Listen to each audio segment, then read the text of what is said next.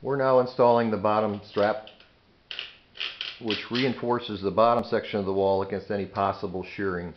If you look close at the wall, you'll see the bottom block is protected and encapsulated, held in place by the floor.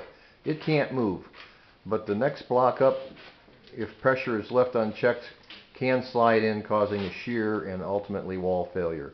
This installation is one of the best methods for stopping that kind of a problem.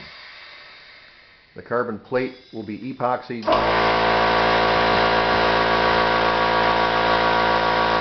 to the carbon strap.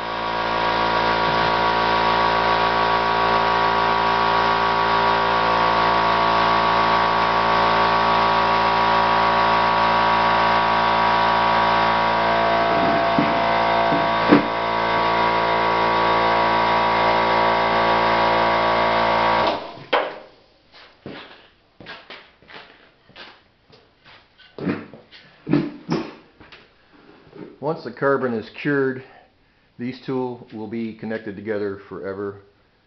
The carbon plate has a tensile strength of about 550,000 psi. Just super overkill, but it'll stop any potential problems or existing problems, any future problems. This is a requirement of the ICC in order to give a lifetime wall replacement for the structure.